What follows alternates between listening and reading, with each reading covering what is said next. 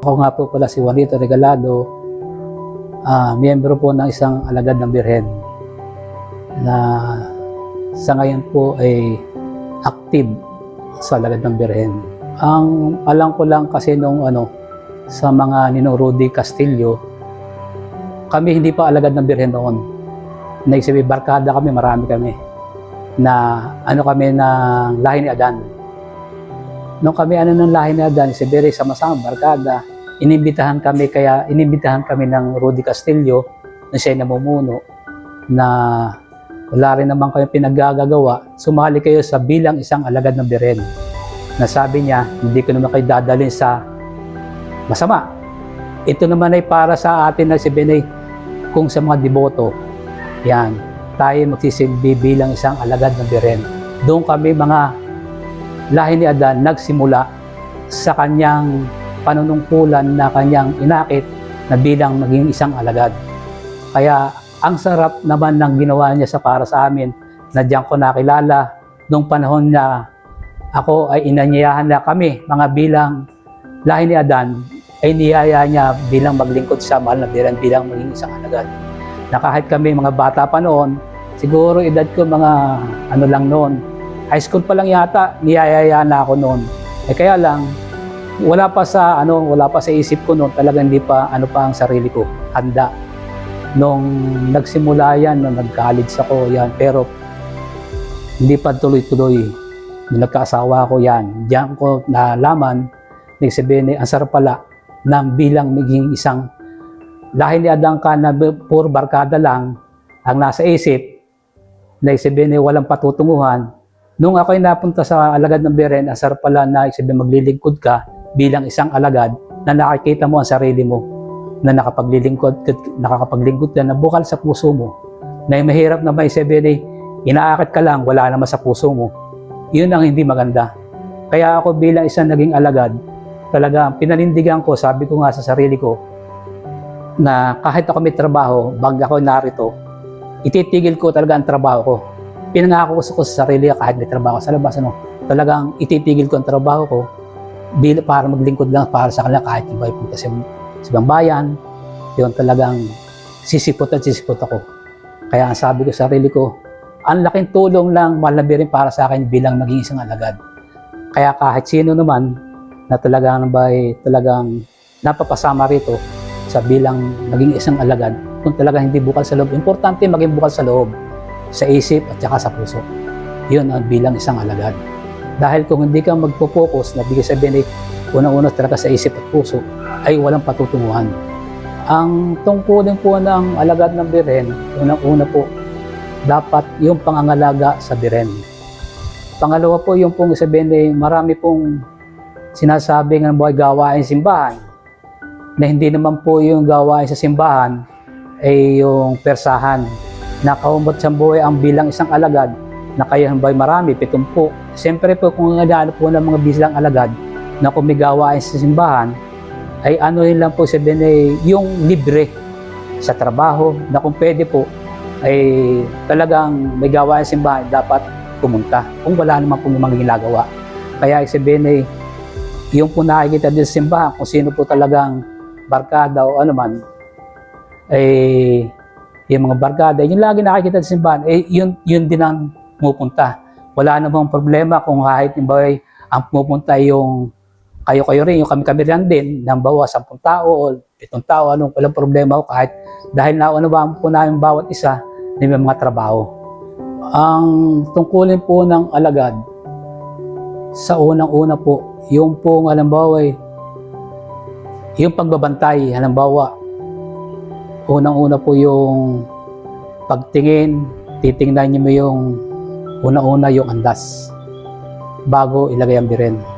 Dahil pag ang bawa ay may sira, yung una, ang bawa po katulad ng paggagayak, ang alagad po ay tinitingnan po kasi ang una, yung andas ko may sira o anuman para i-repair bago gamitin.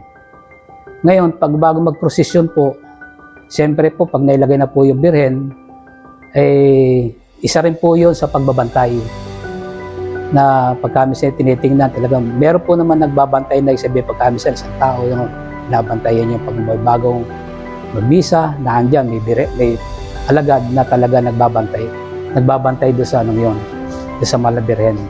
At pagkatapos po, yung pong pag-ano po naman sa mga paglabas at naandyan na po lahat ng alagad, yung po sa pagbubuhat na talaga tinitingnan po ng miyembro ng alagad na kung sino po ang dapat si Bene talagang bumubuhat, kung sino karapat dapat na bumuhat, dahil isa po rin yung isa kung sana sa ano ang ano po natin ay sagrado, na baka sabihin isa Bene may bubuhat dyan na isa Bene nakainom, yun isa po iniiwasan po natin yung ganon, yung basa o kaya bawal nakaubad, isa po hindi po pwede talaga dapat yun sa para isang deboto na gawin ng ganon mga sistema.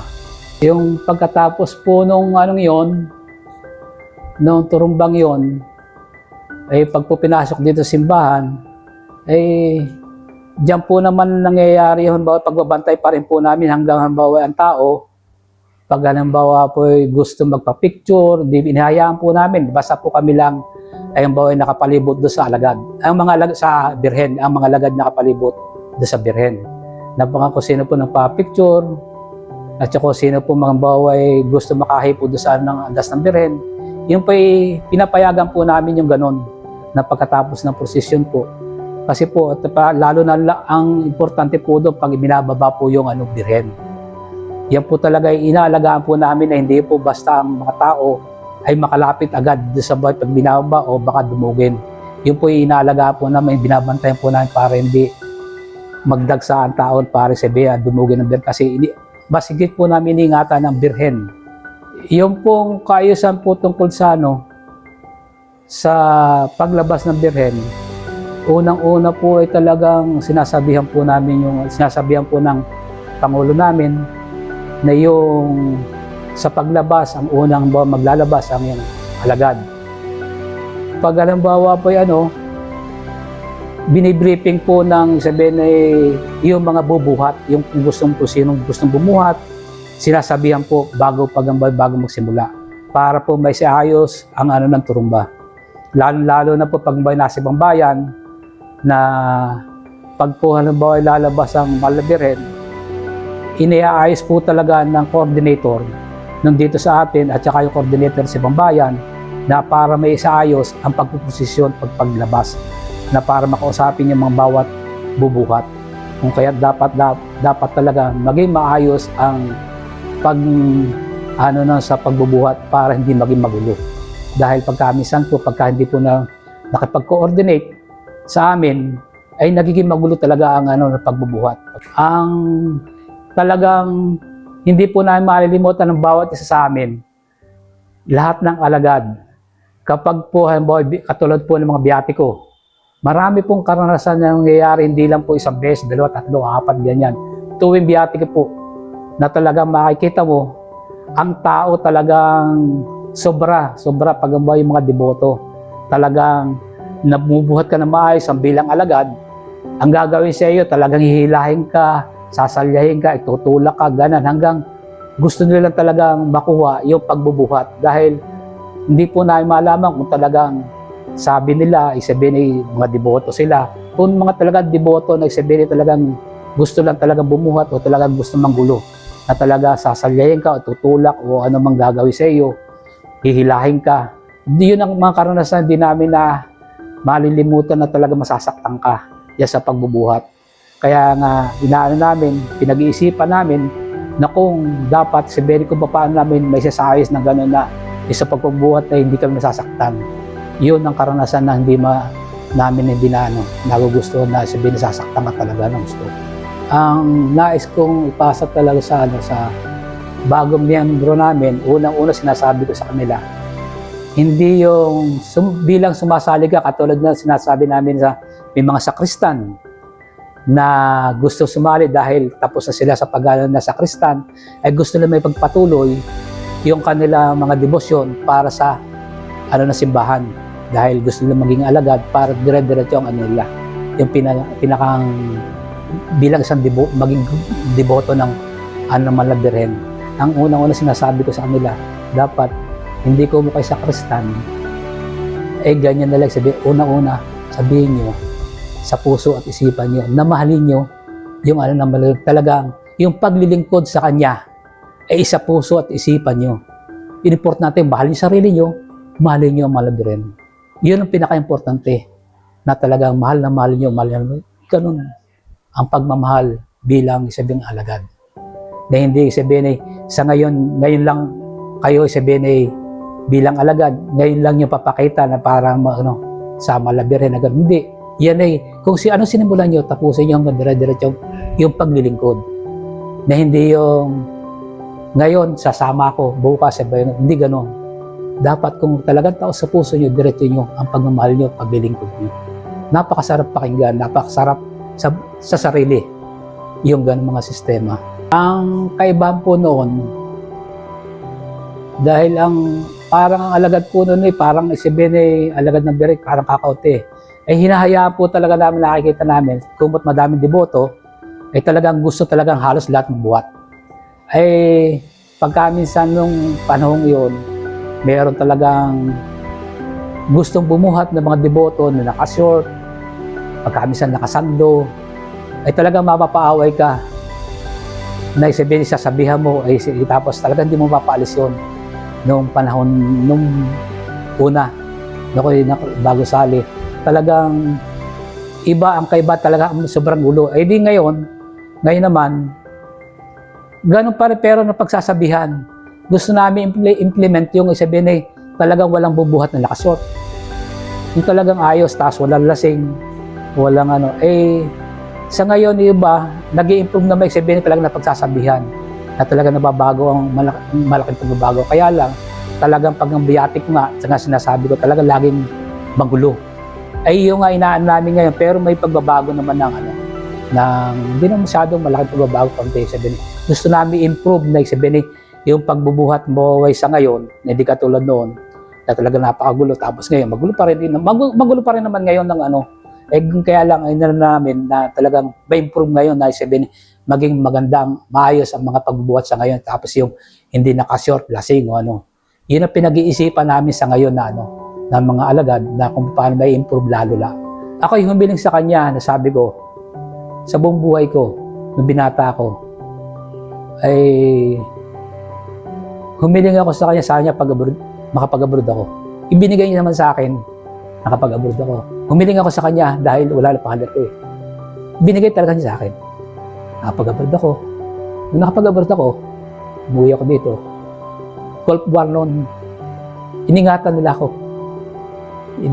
ako. Gulf War, Saudi. Umuwi ako, nakauwi ako. Ayos. Tapos, sabi ko, hindi na ako makabalik Gulf War. Sabi ko, paano kaya ang buhay ko dito? Wala ang father ko. Paano kami makakasurvive magkakapatid? Ako kasi ang pangalawa sa panganay. Hindi ako pinabayaan ng malabir na yung sa aral na sa akin at pagtulong sa akin, lahat na may binigay sa akin sa kanya. Na nai-survive ko yung mga kapatid ko, mga itinuro niya sa akin kung paano na batid naman ng lahat na sabihin talagang wala ng father ko. Yung sinimula ng father ko para sa amin, na para sa negosyo, na wala lahat yun, sabihin na wala father ko. Nung time na inisip ko, paano kaya magawa? Wala akong kalamalang talaga nun. Sabi ko, turo lang po sa akin paano gagawin ko. Binuhay ko yung negosyo ng tatay ko. Naayos naman. Gumanda ang buhay namin nun. Na yung sa pagkakataon, tinuro niya sa akin. Yung mga kapatid ko, yun na pag nakatulong naman ako sa mga kapatid ko, mga ganun. Tapos sabi ko sa sarili ko, maraming salamat po. Talagang hindi na ako nakabalik, hindi na niya ako pinabalik sa gusto man na nag-asawa ako. Sabi ko, siyempre, siyempre may asawa ka na, may pamilya ka na. Nangarap uli ako bilang sabihin sa kanya, sana po makapag-abroad uli ako. Pinagbigyan uli niya.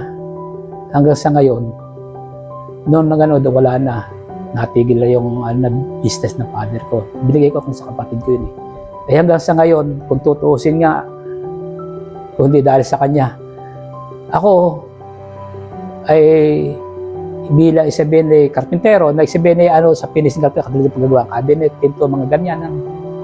ay ako ay sabihin hindi ko na pagmamalaki. Talagang hindi ako naghahanap ng trabaho. Ang trabaho lumalapit sa akin. Binibigay niya. Marami po ako pinalampas na trabaho na binibigay niya sa akin. Lalo-lalo na noon ni-repair natin po yung andas niya doon sa likod. Nung ginire-repair ko po yung pandemic yata yun, nakarito na. Talagang ilan po nag-aantay sa akin, pinalampas ko po nang magawa ko lang yung andas. Na yan, nung talagang binaklas namin lang. Jepet, kasama kayong mga alagad ang nagbaklas hanggang ni-repair namin. Kaya nga nung nasira po yan, yung unang nasira, sabi ko sa kanya, sana po malabirin. Nung ginagawa pati ito, ng pandemic, sabi ko malabirin. Ituro niyo lang po sa akin paggagawa ng yung andas na matutunan ko. Na isabihin ay maayos ko na maging maayos. Awa po na may sabi talaga sa tulong din niya. Kaya nga sabi nga niyo yung mga nagtatrabaho dito, sabi niya sa akin, si Dila sa akin, mabuti nung binaklas mo, tatandaan mo. Yung nung binaklas ko dati yan, oo naman ka ako. Sabi ko, hindi naman babaklasin niya kung sabihin hindi tuturo sa akin. Hindi. Talaga tinuturo talaga ang bawat kilos ko tinuturo kung ano magiging maganda para sa andas niya. Kaya nga ako pasalamat talaga sa kanya na hanggang sa ngayon, na pag may trabaho, kahit yung ibang tao na sabi sa akin, dito, may pagagawa ko. Sabi ko, hindi po pwede. Talagang gagawin po ako. Biski hanggang ngayon, itong gagawin naming andas ito, meron pong pumunta rin sa akin ng papagawa. Ay sabi ko, hindi po talaga pag ano yun. Gagawin ko po dahil matagal na pong inaantay yung andas na yan. Gagawin ko po ngayon. Ngayon, ang ano namin talaga, dito, sabi ko, siguro, sa anong ito, wala naman, ang alagad naman, batid naman ng mga narito na kaad ng mga, kasi wala naman kami pondo kami mga alagad. Pag kami humingi ng tulong talaga sa mga bawa may nasabi, may nagiging tao, kayo ba yung nagmerienda na? O kayo ba yun? Ang merienda na para inialok sa amin, talagang dating at dating. Talaga may nagbibigay. Pag alam ba, may nagsabi kami, ano kailangan nyo? Talagang may dumadating at dumadating pag sinabing ang ginagawa namin sa Malabiren. Hindi mahirap hingi ng tulong talaga. Pag sinasabing ang sala sa Malabiren. Talaga ang biyaya dito sa atin. Sa akin na lang. Hindi para maghanap ng trabaho, talagang tinuturo sa akin. Tinuturo niya sa akin kung paano. Kaya pasalamat ako sa Malabiren talagang to. Pag ako may nararamdaman, sa kanya rin ako lumalapit. Kaya ako maraming salamat kay Lord at sa kanya. Talagang tinuturo. Maraming salamat talaga.